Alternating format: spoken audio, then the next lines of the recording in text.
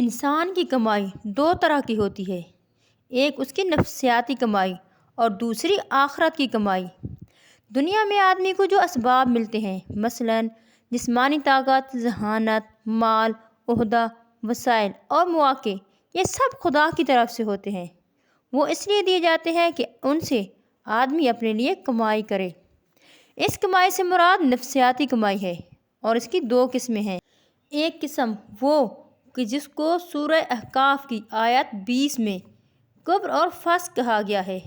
اللہ تعالیٰ سورہ احقاف میں فرماتا ہے، اور جس دن انکار کرنے والے لوگ آگ کے سامنے لائے جائیں گے، تم اپنی اچھی چیزیں دنیا کی زندگی میں لے چکے اور ان کو برت چکے، تو آج تم ذلت کا عذاب بدلے میں لے پاؤ گے، اس وجہ سے کہ تم دنیا میں ناحق گمان کرتے تھے اور اس وجہ سے کہ تم نافرمانی کرتے تھے۔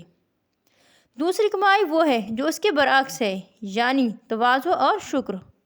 آدمی اگر ان سب اسباب کو پا کر گھمنڈ میں مبتلا ہو جائے، وہ ان کو ذاتی برتری حاصل کرنے کے لیے استعمال کرے، وہ ان کو شہرت اور لیڈری حاصل کرنے کا ذریعہ بنائے، تو گویا اس نے اپنے مواقع کو ضائع کر دیا۔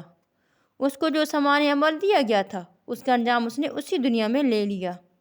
ایسے لوگوں کے لیے آخرت میں بربادی کے سوا کچھ نہیں ہے، اور یہی ہوتی ہے انسان کی نفسیاتی کمائی، جس میں سراسر انسان کا ہی نقصان ہوتا ہے۔ انسان کی کمائی کی دوسری قسم ہے آخرت کی کمائی، یعنی کہ دوسرا آدمی وہ ہے جس کو اسباب حیات ملے تو اس نے ان کو خدائی چیز سمجھ کر اپنے عجز کا اقرار کیا، اس نے ان کو خدا کا عطیہ مان کر خدا کا شکر ادا کیا، اس نے ان اسباب کو اپنی ذات کے راستے میں استعمال کرنے کے بجائے خدا کے راستے میں استعمال کیا۔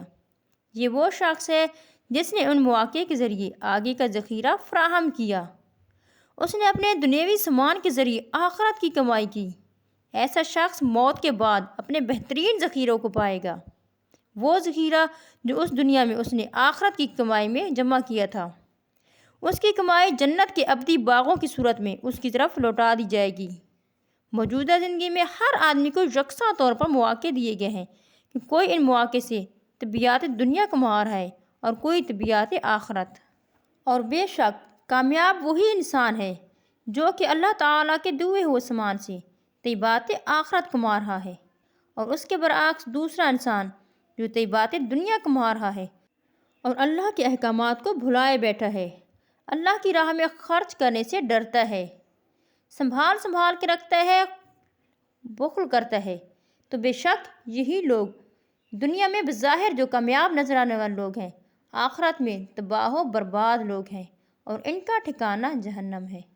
کیونکہ ان لوگوں نے دنیا کے لیے کمایا تھا اور ان کو ان کی دنیا کی کمائی دنیا میں ہی مل گئی۔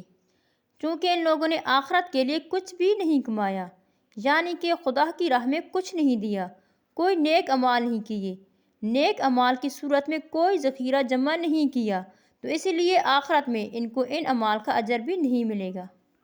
اللہ تعالیٰ سے دعا ہے کہ اللہ تعالیٰ ہر انسان کو طیبات آخرت کی کمائی دے اور طیبات دنیا کی کمائی سے بچائے، آمین۔